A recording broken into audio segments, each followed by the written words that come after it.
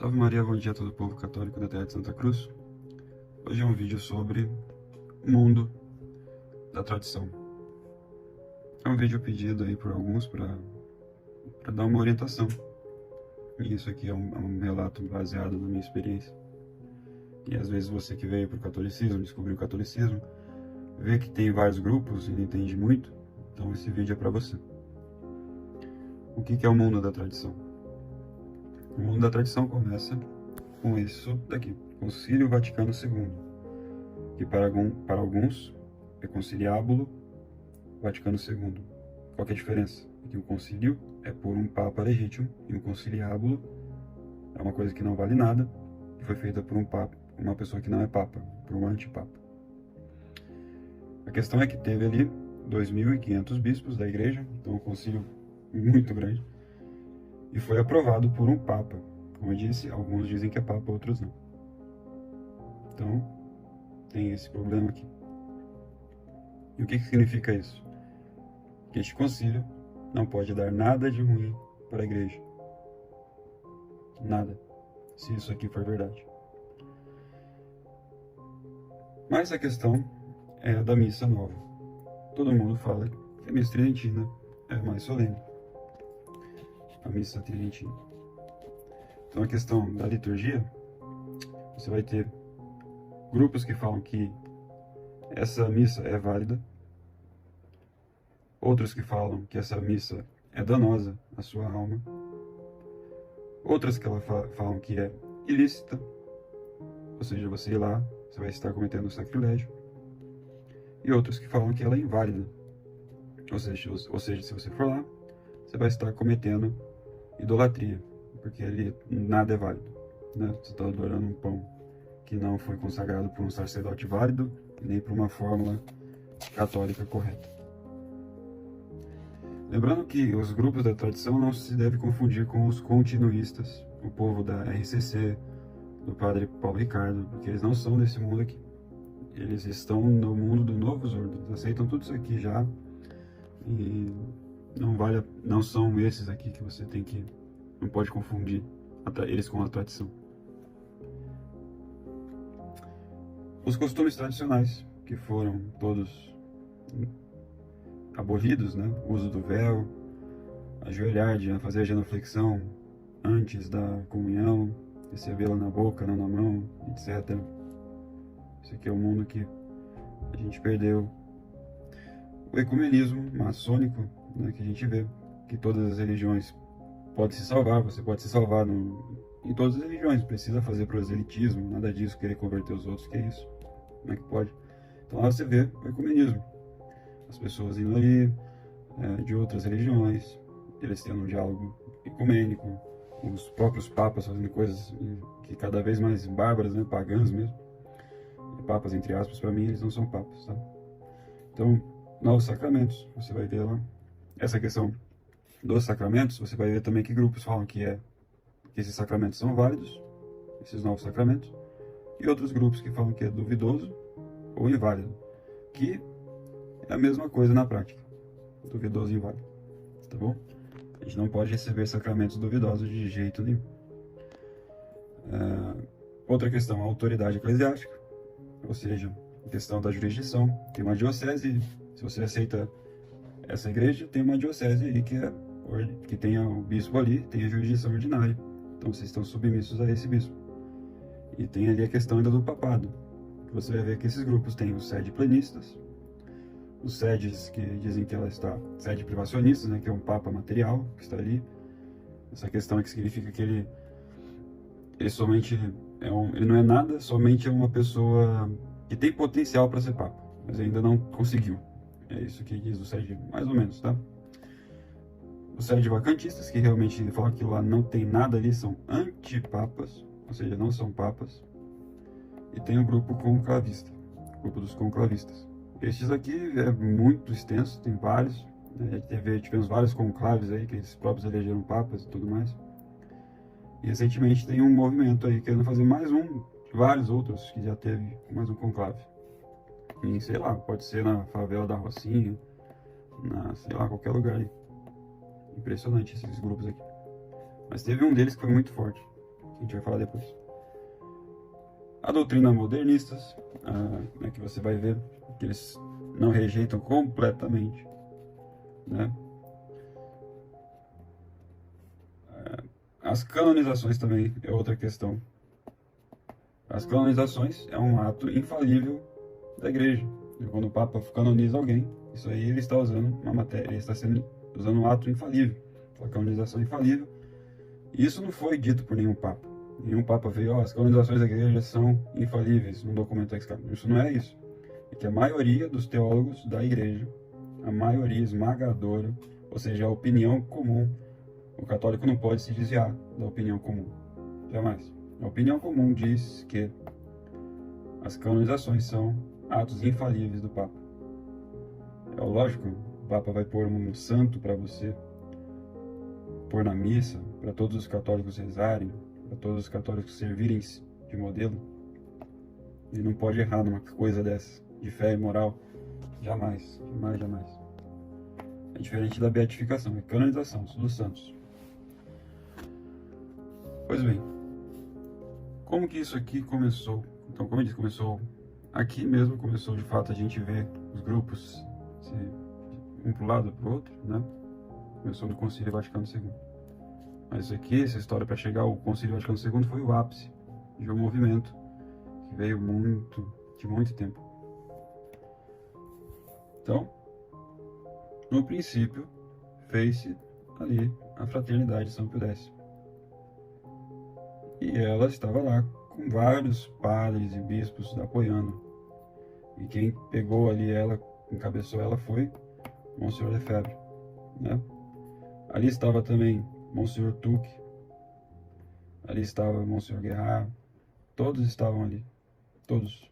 Os conclavistas do Palmar de Troia estavam aqui, enfim, muitos, o pessoal da Resistência, eu vou falar, todos estavam ali, os da Resistência, os conclavistas, o pessoal do IBP, da Ecclesia Dei, Tesista, Administração Apostólica, o Monsenhor Castro Maia dava apoio, né? Então estava ali também envolvido, todos estavam ali, todos estavam envolvidos. E aqui foi o primeiro movimento, para rejeitar completamente, a princípio, a questão da missa, do ecumenismo e dessas outras coisas, essas novidades na igreja, né? Depois, houve um desacordo entre a Fraternidade São Pio X e o IBP. Quando a Fraternidade fez bispos, o Novo Ordo viu que ali estava ficando ruim para eles. Porque eles jamais pensaram que a Fraternidade ia fazer algo sem mandato apostólico do Papa, né? Então, como eu disse, a Fraternidade existia vários grupos que pensavam várias coisas. O Monsenhor Lefebvre, morrendo, ele falou, vou ter que fazer bispos aqui, para continuar a minha obra. Para continuar a minha obra de invadir as dioceses do mundo inteiro e fundar a minha fraternidade e fazer os padres tradicionais. E é nisso que algumas pessoas espertinhas desse grupo começaram a fazer propostas para o Novo Ordo. E o Novo Ordo fez um acordo, querendo extinguir esse movimento e controlar mais as pessoas desse grupo tradicional. Foi muito súbito, né? O pessoal ia ter com certeza uma oposição. Com certeza. E eles já sabiam que ia ter uma oposição. Eles já infiltraram pessoas ali no início. Então, se separa o Instituto Bom Pastor, o Instituto Ecclesia Dei, formam ali o Novo Ordo. Junto com o Novo Ordo formam, então, uma grande aliança. Então, eles começam a ter algo que a fraternidade não tinha. A jurisdição, as coisas legais dadas por um Papa. O Instituto aprovado por um Papa. E o Novo Ordo começou, então, a influenciar esse grupo aqui. E muito. A fraternidade, e depois, o que aconteceu? A fraternidade, então, começou a ter um diálogo também, ver que, olha, vamos querer ter um diálogo, o próprio Monsenhor Lefebvre, vamos ter um diálogo com o Novo Ordo, né? Umas pessoas daqui, quando Paulo VI morreu, já fizeram um conclave e elegeram um novo Papa. O Monsenhor Lefebvre tinha um grupo ali da fraternidade ali, no Palmar de Troia, que era de padres da fraternidade, Monsenhor Lefebvre mandou o Monsenhor Tuck ir lá e fazer um bispo, parece. E ali teve um movimento conclavista e fundou o Palmar de Troia, e até hoje eles estão lá. É o maior movimento conclavista de todos os tempos. Fundou um novo Papa, né? Para nós é um antipapa. Aquilo ali tudo é enganação, é o anticristo, é um antipapa mesmo. Mas o que aconteceu? O Monsenhor Lefebvre começou a ver esse problema, começou a falar, não, vamos ter que dialogar com o Novus Ordo. E o Ratzinger, na época, o cardeal Ratzinger era o que fazia esses diálogos. E ele exigiu que a fraternidade aceitasse até o missal de 62, ou seja, de João 23. Que o Ratzinger era muito esperto. Ele já sabia que as coisas modernas aqui foram em 1955, com a reforma da Semana Litúrgica, sob Pio XII, com aquela congregação romana infiltrada de modernistas. O Ratzinger esperto falou, não, vocês têm que aceitar este missal aqui. E o Lefebvre aceitou.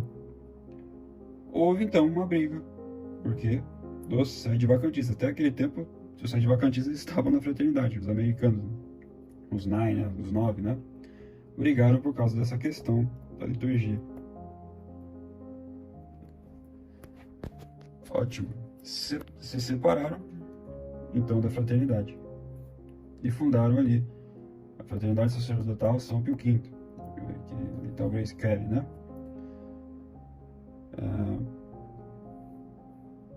Estava ali também Monsenhor Dolo, Sembor, Secada, um monte de outros padres sede-vacantistas estavam aqui. Foi então uma questão litúrgica. Não foi uma questão de, a gente ia aceitar. Isso é até questão que a gente vai ver depois por quê, né? Mas enfim, no sede-vacantismo, a gente já tinha um grupo ali, a União Católica de Trento, que era fundada no México, no São Zariaga, Zamorra, Carmona, que vieram do Monsenhor Tuck, né, linhagem do Monsenhor Tuck. Eles fundaram isso aqui e depois virou a Sociedade Sacerdotal de Trento, né, que hoje está lá com o Monsenhor Dávila. Eles estavam unidos com a CMRI, não estavam unidos com a CMRI no princípio, né?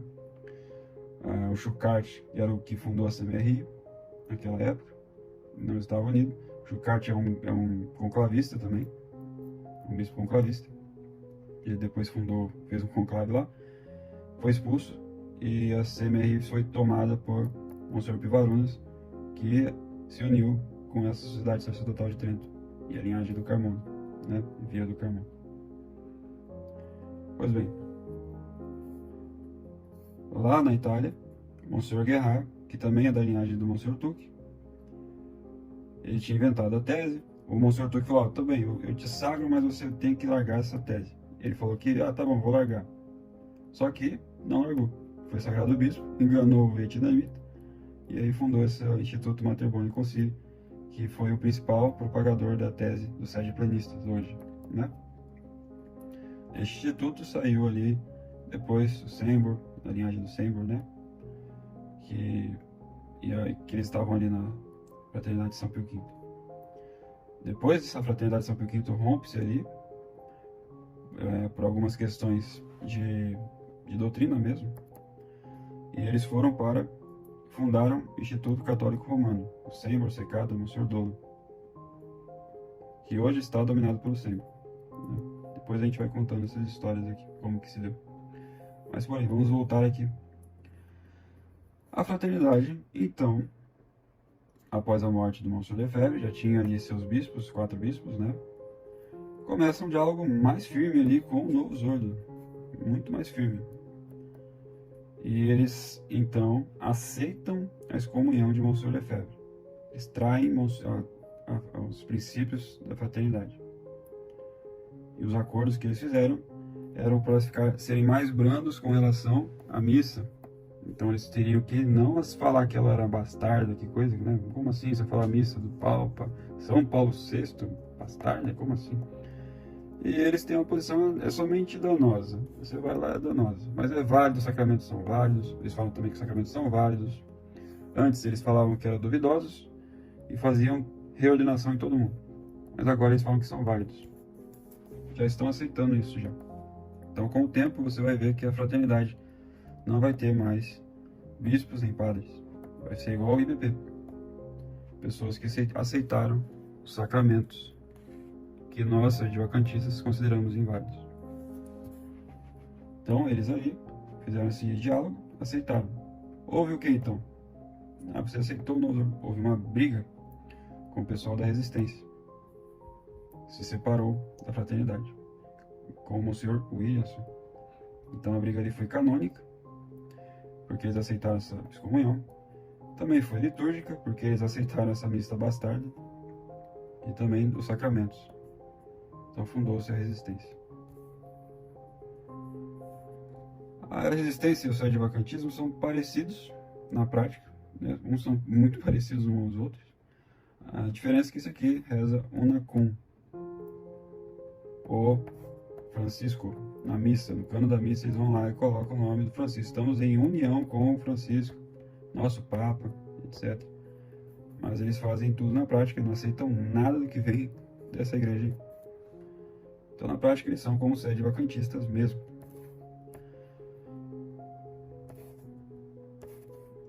Pois bem, esse instituto aqui do padre Guerrard, do Monsenhor Guerrard, quando o Monsenhor Guerrard morreu, o bispo que estava lá apostatou. Tiveram vários grupos conclavistas, eles ficaram parece que uma coisa, um trauma, né, a respeito disso. E começaram a falar, ó, quem não for tesista não vai ser ordenado padre, nem nunca. Então foi assim que seguiu. O Monsenhor Sember foi ver dessa linhagem, fundou ali o Instituto Católico Romano, que hoje são os tesistas lá nos Estados Unidos, né?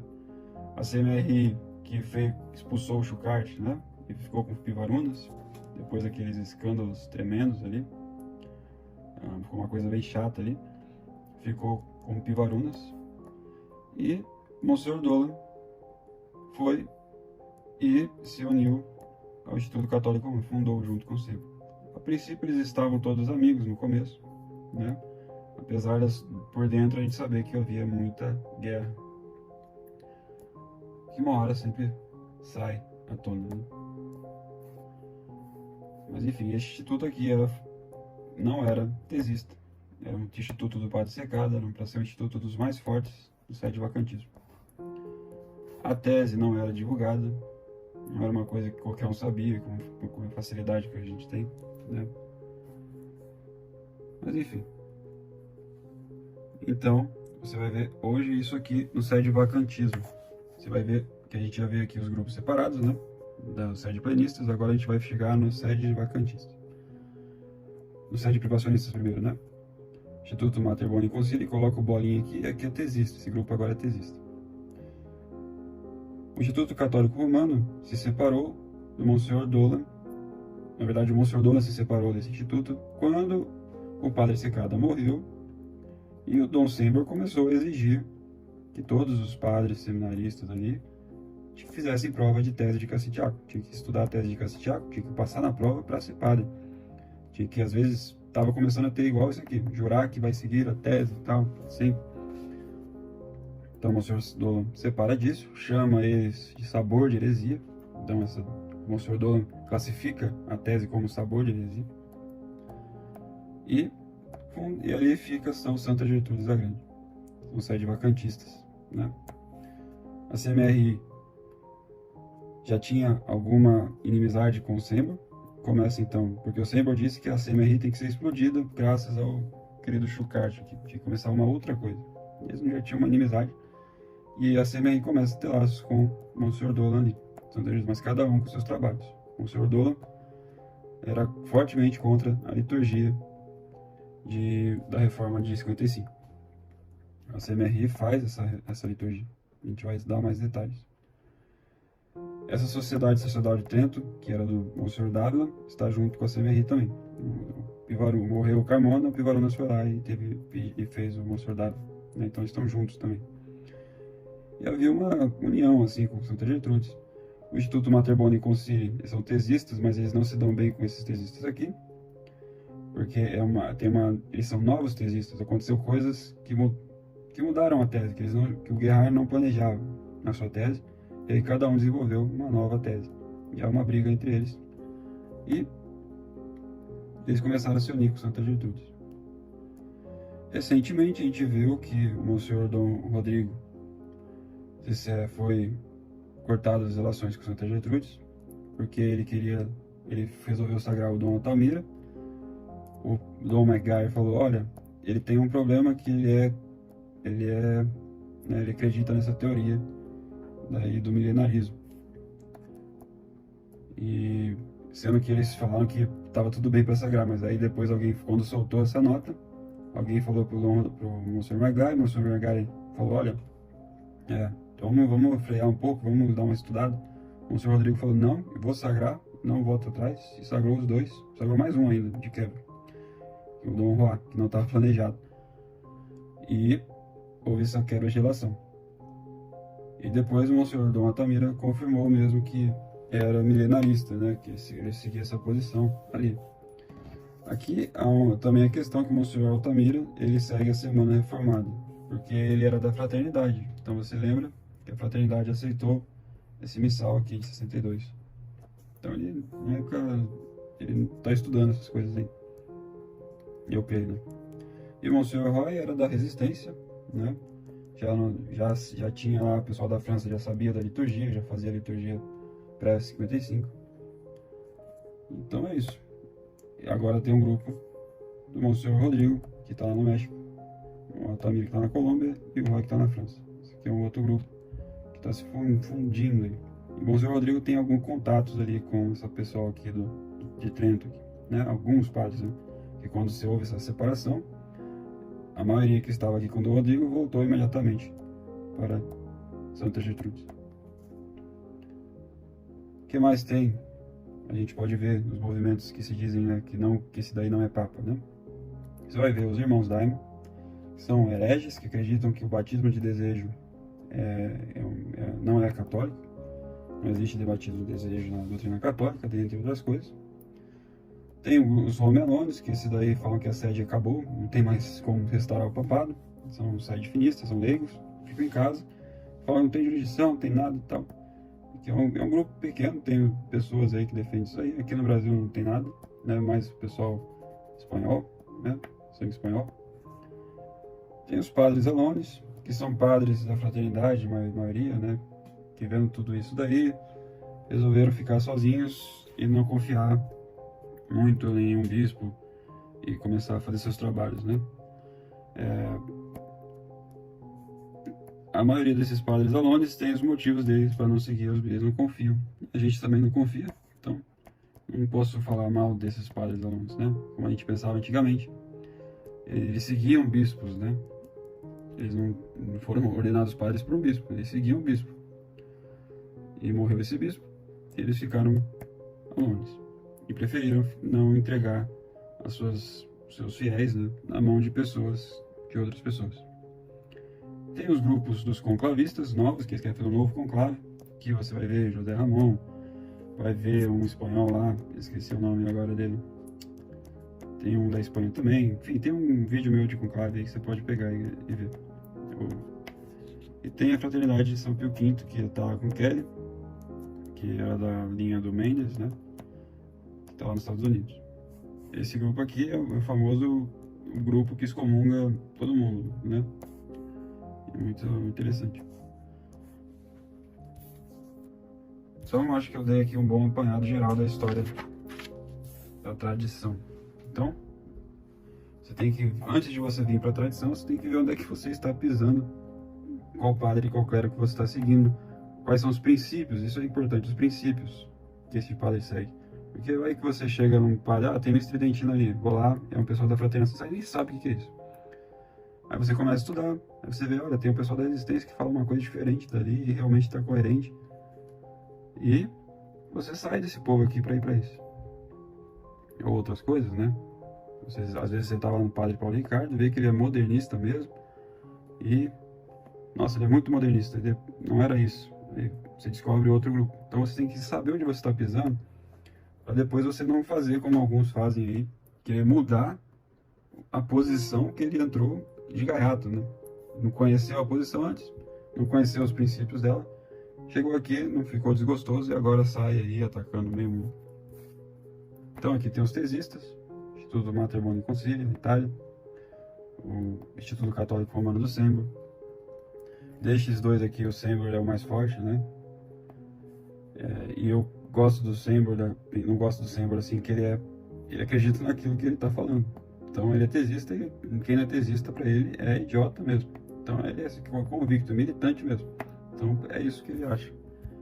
Mas ele é sincero, eu gosto da sinceridade. Quando uma pessoa não é sincera, o padre não é sincero, o bispo não é sincero, você tem que tomar cuidado. Porque às vezes ele está com interesses outros, que não é a doutrina, que não é a fé. Se ele não ama aquilo que ele acredita, né? E aí eu saí de vacantistas, tem o Santa Gertrudes, CMR, com Trento, Fraternidade São Pio V, outros grupos, com clavistas, Romelones, Padre Adonis, aqui são pessoas remotas aí, que a gente pode falar um dia, né? Mas eles não têm muito potencial. Exceto algo que aconteceu no Brasil recentemente, que a gente vai falar depois. Então no Brasil a gente tem o Sede de Planistas, que aqui eu deixei em roxo, então os oficiais, né, do clero e tal. É o Grupo da Resistência, do Mosteiro da Santa Cruz, Fraternidade São Pio X, BP, tem ligado a Monfort, né, Canção Nova com o Padre Paulo Ricardo. Coloquei aqui porque ele é relativamente, assim, tem algumas pessoas tradicionais que estão no Padre Paulo Ricardo, mas não estudaram para ver que ele é modernista, não é tradicional, dessa tradição que a gente está falando. O IBP fala que esses grupos dois aqui são sede-vacantistas já práticos, então ele tem um pouco de razão. Só que lá é um liberalismo total, eles aceitaram os sacramentos, estão só ordenados pelos sacramentos novos, né? Não vão falar nada contra o Vaticano II, a missa nova, nada disso. Ao vivo, né? Você não vai ouvir isso aí deles, assim, no meio do sermão, etc. Jamais. Isso aqui é um grupo bem triste. Mas eles vão sempre fortalecer os leigos dele pode atacar esse ecumenismo aí. Isso eles fazem. A Fraternidade São Pio X é a que mais conta mentira da história dos papas, né? E recentemente estão contando aí mentiras a respeito da canonização, falando que canonização não é infalível, a gente pode não aceitar, etc. Então eles vão cada vez mais inventando as coisas que eu não sei até quando que as pessoas vão aceitar isso daí, né? A resistência, e outro detalhe, a fraternidade já começou a aceitar os sacramentos, em breve eles não vão ser mais padres nem bispos válidos, né? Lá na Europa já está assim, mas chega aqui no Brasil ainda. A resistência, o Mosteiro Santa Cruz aqui representado, né, Dom Tomás e tudo mais. Então tem esse grupo que é um sede-vacantistas práticos, né, praticamente tudo duvidoso e tal. Eles estão na mesma pegada ali do Monsenhor Lefebvre, mesmo a missa bastarda, Roma apóstata, desse nível aí mesmo. Então é o sede-vacantismo prático. Então esses grupos sede-planistas, os leigos aqui representados, tem os Olavetes, a maioria, né, dos Olavetes, esses sede-planistas, São Bernardo Cristo, né, o CDB, entre outros aí que você vê na internet, famosos aí, sede-planistas, ganham dinheiro abundantemente com coisas da tradição. Com coisas do Novo Zordo, eles não têm nada, não ganham dinheiro nenhum. Mas com coisas da tradição, que vão contra essa onda aí o desejo do Papa, né, digamos assim, eles não ganham dinheiro. Eles vão sempre ganhar dinheiro na tradição. E é um grupo bem forte, né? O que a gente faz? Um artiguinho aqui, 1000 pessoas leem. O Dom Bosco faz um vídeo lá, contando as mentiras de algum grupo desses aqui, milhões de visualizações, é impressionante. Não tem nem como rebater, né? Não tem como falar, olha, tá errado isso aí, porque não é assim. Não. É esse grupo aí que a gente combate esse grupo aqui. Os sede-privacionistas, aqui no Brasil não tem, graças a Deus, nenhum sacerdote, assim, né, que se declara, eu sou sede-privacionista. Tem um povo aí que fala, é bom ali, fica meio que demonstrando, mas nunca eu sou sede-privacionista. Tem os leigos aqui, né, o Charbel, o Wagner, que eles são leigos, se vestem de padres, você vê por aí. São propagadores da sede-privacionismo.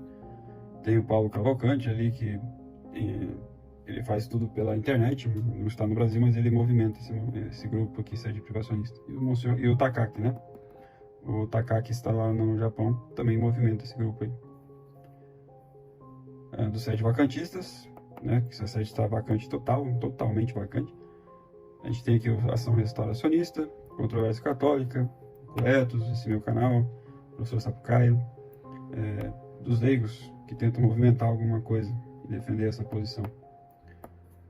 Dos padres tem o pessoal da CMRI, que está ali com aqueles franciscanos de boa fé, né? Eu tenho já minhas posições contra eles ali, se vocês procurarem. O padre Cardoso trabalha com esse grupo. É um padre que era professor de liturgia da Fraternidade São Pio X, largou a Fraternidade, foi para a Resistência, da Resistência foi sede vacantismo. Era um padre alone, mas aí depois ficou com a CMRI trabalhando junto. O padre do Dom Rodrigo, que a gente tem que falar um pouco depois. Aqui tem o Holtz e o Gilberto. E o padre Leandro Neves. Isso aqui é no Brasil.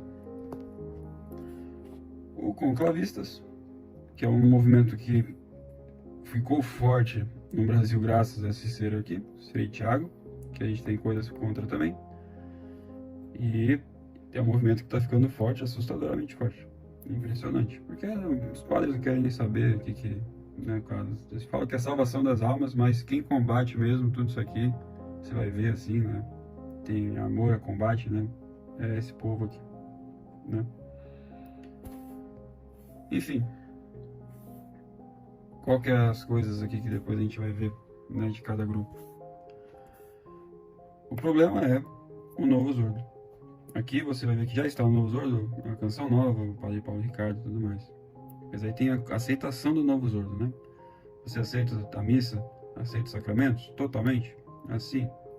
Mas eu quero fazer a missa em latim, tridentina. Então tem o IBP, ali, Ecclesia Dei, a administração apostólica está nesse primeiro patamar aqui. O Novo Zordo dá uma jurisdição para eles. Se eles não falarem nada contra eles, nos seus sermões, nos seus escritos, etc. Nada. Mas eles sempre vão incentivando os leigos, né? Outro segundo grupo aqui de aceitação. Agora, né? A nova Fraternidade São Pio X, ali com Félix.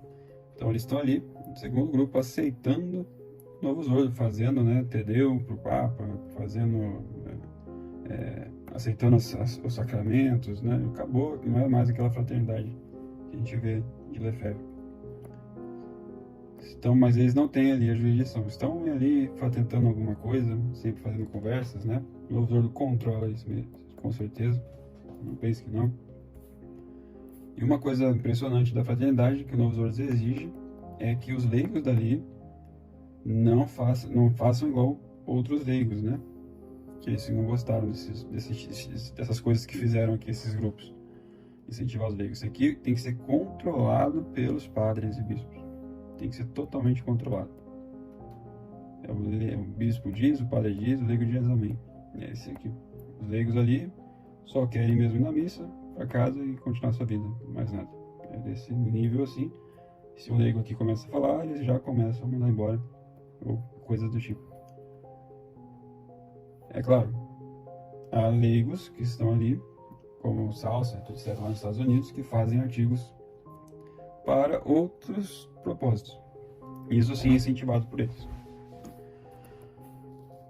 Aí tem a aceitação da resistência, que você vai aceitar o papado, o Unacum, mas não vai aceitar mais nada, né? Mas o Unacum pegou ali, tá lá colocando no cano da missa, tá agindo como cismático, prático, né? Não obedece, não usa a rota romana, não tem jurisdição. É um sede vacantismo prático aqui, só que na missa faz o Unacum. É uma mentira que eles contam ali mesmo na missa, tanto a fraternidade quanto a resistência, de estar em união com esse Papa, que eles não estão em união de jeito nenhum. Tem um quarto tipo de aceitação, que são os sede privacionistas. Eles falam que lá só basta o Papa material, né? Tem uma coisa impedindo ali o Papa material. O que é? Ele aceitar a doutrina católica, condenar tudo e virar católico para receber daí o papado, né? E qual que é o problema? Eles aceitam o conclave desse grupo aqui. Toda morre um Papa desse aqui, eles aceitam o conclave como válido, lícito. Então, os hereges estão lá, aqueles bispos lá, tudo válido ali. Então, quem eles encaram ali é o Papa, né? Não tem muita diferença dos grupos conclavistas também. Para nós totalistas, esses aí são antipapas, tanto quanto os do Palmar de Troia. Teria uma diferença entre eles, né? Talvez uma que a aceitação é maior, outro não, então, mas na prática é a mesma coisa, na essência.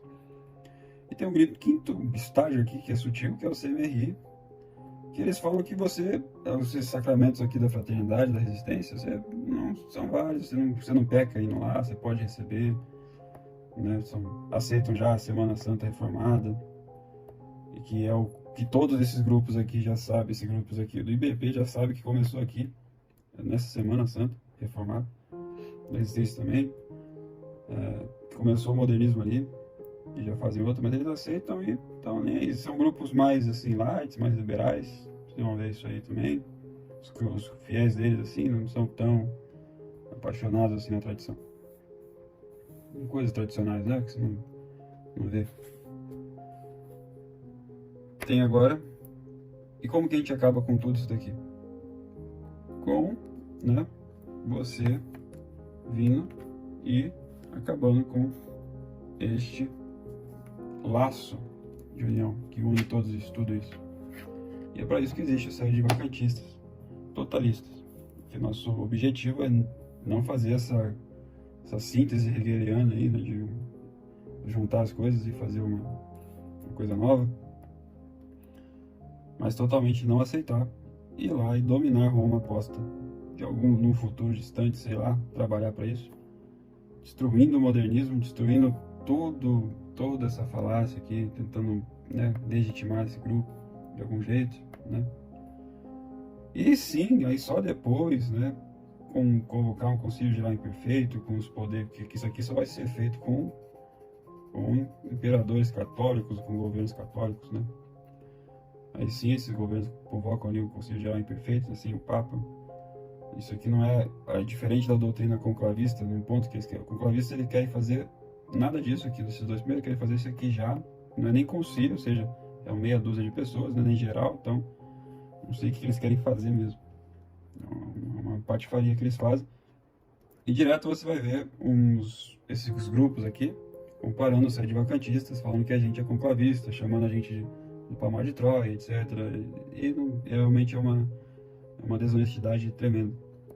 Eles fazem isso mesmo. Ou pode ser pelo concílio já imperfeito, ou pode ser a providência divina. A gente fica aí aceitando essa penitência dos nossos tempos, né?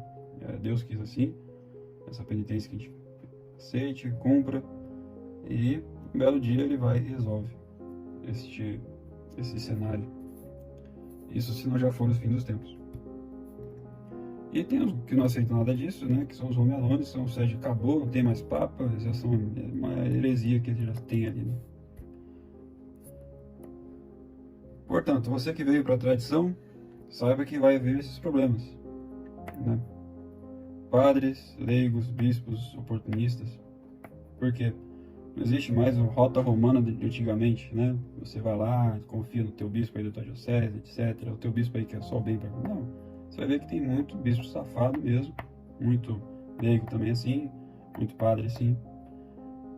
E qual tipo? Eles estão aceitando coisas imorais, estão aceitando padres mal formados, tem problemas morais graves. Não são todos, não estou falando que é todos, a gente não está falando de todo o clero. A gente respeita o clero, mas a gente não tem uma rota romana para denunciar. Por exemplo, se eu soubesse das coisas que eu sei, das coisas que a gente denunciou aqui, se a gente pudesse fazer isso tudo, uma rota romana e confiar nela, porque ali sai a justiça, Roma tem a justiça, a gente não tem. Então a gente busca a doutrina católica. Aqui você vai ter que buscar, a doutrina vai ter que estudar, ou você vai ter que ver através de canais, eu falando, você não confia em mim, vai, estuda, procura outros, por exemplo, você vai na fraternidade, a fraternidade falou que as canonizações não são infalíveis. Você vai e estuda, você vai ter que estudar isso. Aí você vai descobrir que é mentira, vai ver como que eles são, né? Quem ensina isso está em pecado mortal, é um faltor de heresia, propagador de erro teológico, um escandaloso. Isso aí que ensina quem fala que as canonizações não são infalíveis. Você vai estudar isso, você vai, olha, então esse grupo está mentindo. este grupinho aqui está mentindo para favorecer o quê? Sua posição, porque eles não querem pôr o São Paulo VI na missa deles, não querem reconhecê-lo como Santa Faustina, os santos dos novos ordos, né? Não querem aceitar. Querem ir contra uma decisão infalível do Papa. E, para piorar, eles estão citando, tão desesperados que estão citando até os teólogos modernistas. O próprio padre Caldeirão está fazendo isso. É triste mesmo a situação deles.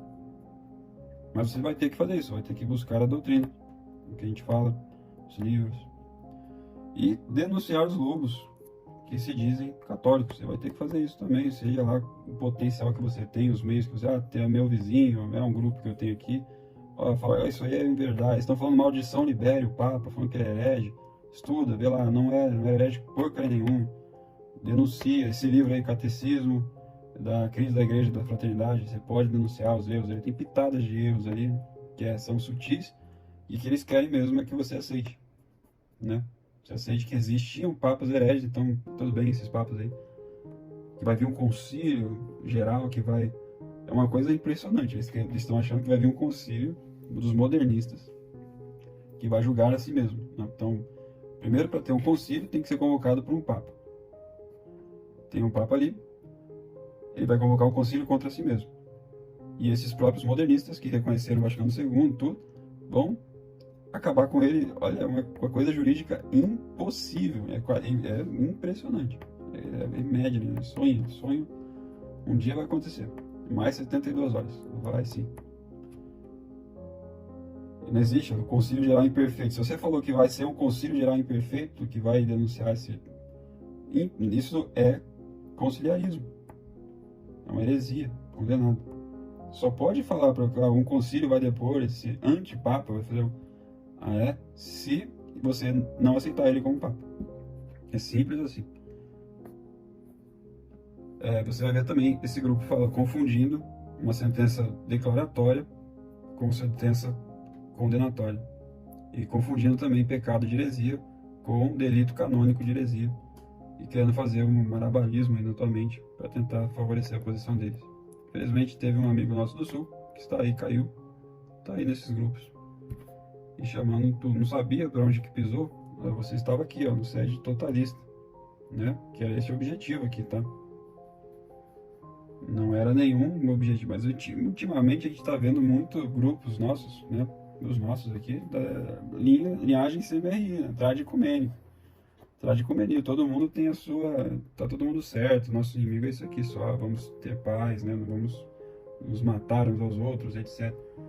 Sendo que, como é que a gente pode ficar em paz com os hereges, com as heresias, né? Com as mentiras? Morno, vomitar-te-ei.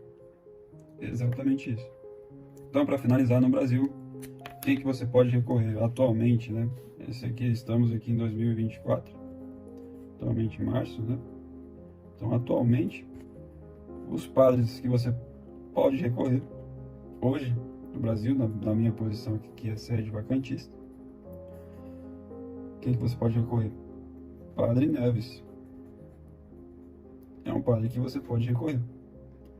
Um padre que não segue nenhum bispo, tem essa postura e não confia. Eu também confiei, quebrei a cara, então não posso falar nada dele. Mas eu não conheço ele.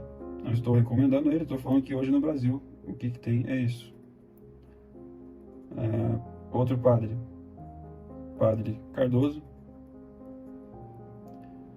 Contudo, isso aqui é em ordem, né, de preferência, né? Padre Cardoso, mas ele não recomendo ir na Semana Santa dele, né? Por causa daquelas coisas que eu falei aqui no vídeo da Semana Santa.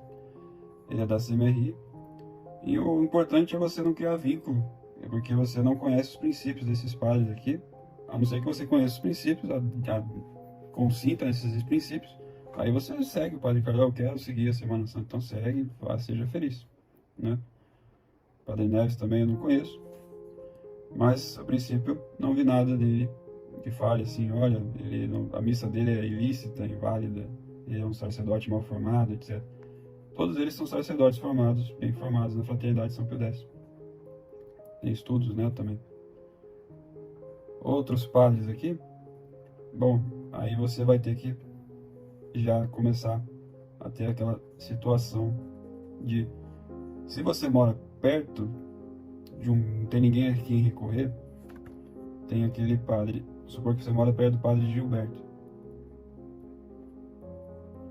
você mora perto dele, ele é considerado um excomungado não declarado, que é uma coisa canônica, tá? Ele não fez abjuração. Você, se não tiver outro padre a quem recorrer perto da sua casa, tem que ser perto. Pode ser você mora lá no Amazonas e vai lá em São Paulo só para ver o padre. Não, aí você tem esses outros padres. Tem que ser perto. Você mora perto dele, não tem outro padre, né, para ir. Você pode ir lá pedir os sacramentos e sacramentais desse padre aqui. O Código de Direito Canônico permite isso para você. Você pode ir lá se confessar. A missa, você não pode ir. A missa dele é sacrílega. Ele está excomungado. Não pode ir na missa. Você pode discretamente, não pode ninguém saber também. Tem que ser uma coisa assim que não pode causar escândalo. E aí pedir a confissão. Se esse padre alguma vez te negar, você avisa a gente aí que, olha que interessante, ele negou um sacramento para um fiel. Mas tem esse problema aqui. Como que ele consegue fazer uma restauração disso aqui, bastando que ele faça a abjuração. É só fazer a abjuração, que é um documento formal exigido da ICAB, né? Ele tem que parar de seguir a ICAB. Tem que abjurar a ICAB, né? Na prática ele não é mais a ICAB, mas para efeitos canônicos, para gente católico, ele tem que fazer a abjuração da ICAB. Porque seria também uma hipocrisia, né? Porque ele exige isso de todo mundo que vem, por exemplo, de uma seita herética. Ó, você tem que fazer a abjuração. Você tem que fazer a abjuração. Uma hipocrisia. E ele também estudou 1 ano só com Dom Rodrigo, no seminário. Ele aprendeu ali as coisas básicas. Então, esses dois padres aqui estudaram 6 anos no seminário, tem mais experiência, né? Então, por isso que está ali em terceiro lugar, nessa situação peculiar. Você não tem a quem recorrer. Você pode pedir até os sacramentais para ele, né? Porque ele não foi declarado. Se ele for excomungado declarado, por exemplo, se um dia chegar a Inquisição e voltar e tudo mais, a gente vai lá e denuncia, ele vai ser declarado, porque ele já está ipso facto excomungado. Ele só vai ser declarado por bem da igreja, e aí você não pode nem receber os sacramentais dele, jamais. E nem a confissão dele vai ser válida. Então ele corre esse perigo aí, ele fica aí aproveitando que não tem uma jurisdição ordinária aí na igreja, mas tá vacante, né? Fica aproveitando que não tem isso, né? Triste. Cada vez que ele faz uma missa, faz a hóstia, ele está condenando a si mesmo. Eu não vi até agora uma refutação sobre isso. Eu não tenho nada contra a pessoa dele, mas como a gente é católico, segue princípios católicos, queremos o bem dele, queremos que ele abjure da ICAB. É muito triste, né? A gente pedir isso aqui, ficar pior, por favor, abjure de uma seita, né? Deveria fazer com orgulho, mas não. Se ele vai jurar, aí poderíamos até colocar ele aqui nesse patamar acima do Cardoso aqui, né? Talvez. O quarto tem daí aquele povo, Padre Gabriel, né? Maria. Na verdade, é o terceiro, né? O quarto seria o Gilberto. O Padre Gabriel Maria, só que ele não está no Brasil. Ele é da CMRI também, igual as coisas do Padre Cardoso. Poderia ir nele, se ele viesse. Mas tenha cuidado, porque os princípios, né, da CMRI não são os princípios que eu sigo. Então, se você for lá, ó, não crie vínculos. Faz, confesse, comungue, etc. Mas não crie vínculos, né? E reze a Deus para que venha um padre melhor um dia, ou que esse padre aqui tome vergonha na cara, estude a Semana Santa, pare de fazer a Semana Santa de Bonini e estejamos em acordo.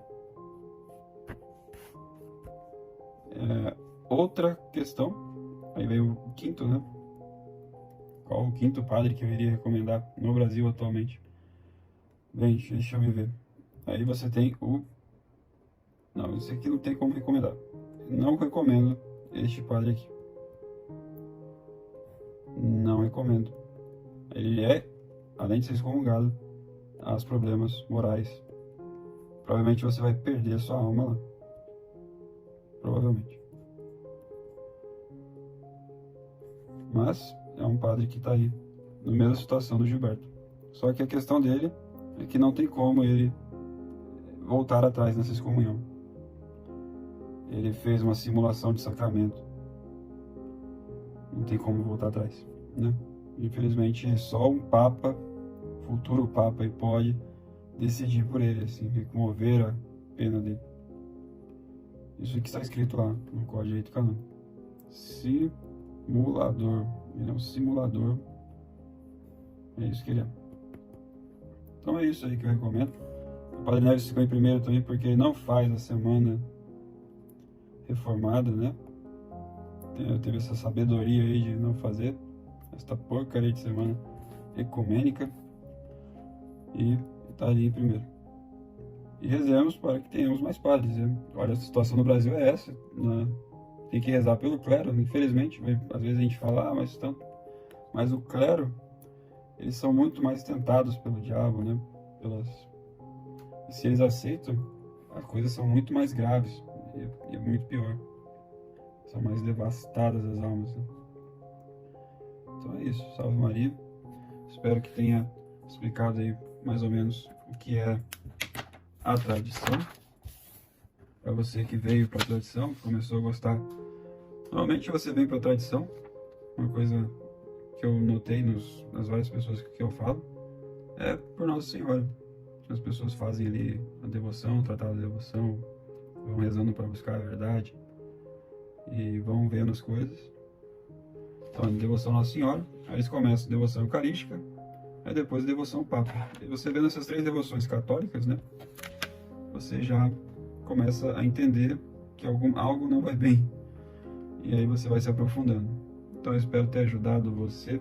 Eu fiz essa aula mais ou menos puxando sardinha para a minha posição católica, sede vacantista.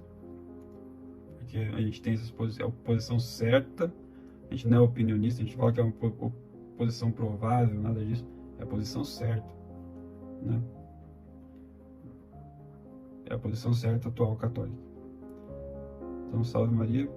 Bom dia a todo o povo católico da Terra de Santa Cruz.